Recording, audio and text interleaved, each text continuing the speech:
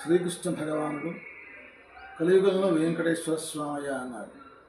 అలాంటి స్వామివారు స్వయంభూగా వెలిసినటువంటి దివ్యక్షేత్రమే కొండవీటి కొండ మీద శిఖరాగ్ర అని అంటామన్నమాట. అక్కడ స్వయంభూగా వెలిశారు, పెద్ద చెట్టుకు వెలిశారు స్వామివారు.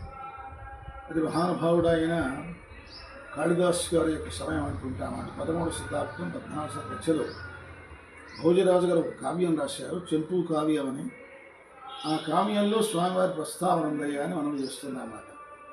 అప్పటి నుంచి కూడా స్వామివారు విరాజమానమైనటువంటి వాడై భక్తుల్ని కటాక్షిస్తూనే ఉన్నాడయ్యా అన్నాడు. ఆ రోజుల్లో స్వామికి జరిగిన వైభవాన్ని గురించి ఆ కావ్యంలోనే ప్రత్యేకంగా ఉట్టంకించారు. ఏమిటయ్యా అంటే బంగారు తోరణాలతో విరాజిల్లాడు అన్నారు. అంటే మనం శుభ కార్యక్రమం జరుగుతూ ఉంటే మన ఇళ్ళకి కానీ ఆ విధంగా కళ్యాణ మండపాల్లో కూడా మామిడి మండలు తీసి కట్టుకుంటూ ఉంటాం. కానీ స్వామివారు నిత్య కళ్యాణం పచ్చ తోరణం ఉన్నట్టు కానీ ఆ రోజుల్లో బంగారు తోరణాలు ఆ విధంగా చక్కగా ఏర్పాటు చేసినటువంటి వారై స్వామి వైభవాన్ని చెప్పకనే చెప్పినట్టయింది మాట. అలాంటి స్వామివారు కాలగర్భంలో కొంతకాలం మరుగునపడి కూడా 18వ శతాబ్దం ఆ ప్రాంతంలో తొరుడుపడి జమీందారు గారు ఆ విధంగా వాళ్ళు పైకి వెళ్ళటం స్వామివారి చూడటం తటస్థించిందన్నమాట.